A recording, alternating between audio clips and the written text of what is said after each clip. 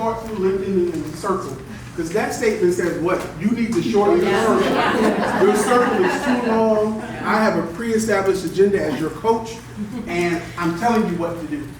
Linda? I was a little bit from the children's perspective. Mm-hmm. How do the children respond during circle time? That's right. That's always a good indicator to shift the perspective to the children, specifically with resistant teachers. That's a very effective strategy with resistant or non-engaged teachers. When they can't do it themselves, shift the focus to the children, then they can talk about the children because they feel like they're not talking about themselves. Because the disengagement that many teachers experience is really about when we show up and we ask these closing questions, they feel like you're shaming them. They feel like you're blaming them. They feel guilty. They feel vulnerable. And they feel like they possess a lack of knowledge. And you're shining that spotlight on their deficits, which will shut people down. If any of you have ever had those experiences, you shut down. I don't know too many people who are like, tell me more about how I'm just not performing. I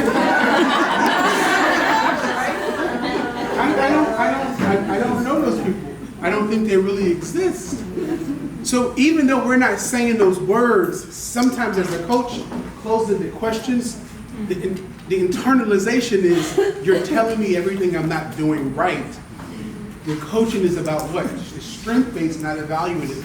So the hard part is to find those little nuggets of what they're doing well, and we add the struggle into that. Melanie? I was saying, reading one of the articles too, I really appreciate how they're bringing your mood to it. Because again, if you're like, well, how did you think that circle That's went? right. Right. Versus, how do you think that circle went? You know, just really bringing your mood to it in a place of optimism and enthusiasm. That's right.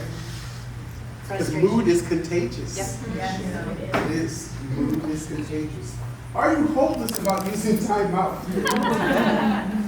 How did you reframe that statement and make it open-ended?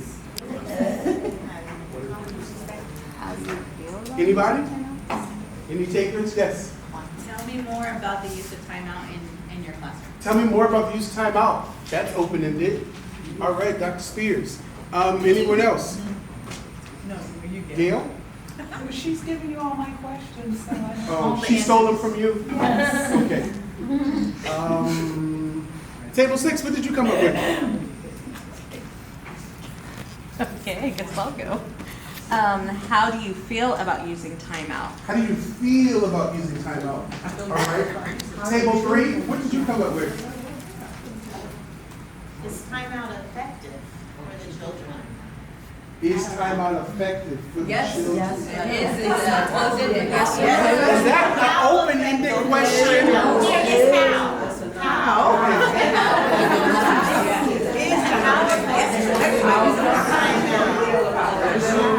Say that louder, Anita.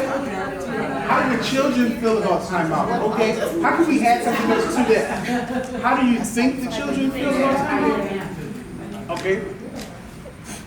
Table 8, what did you come up with? What's been the success of using timeout?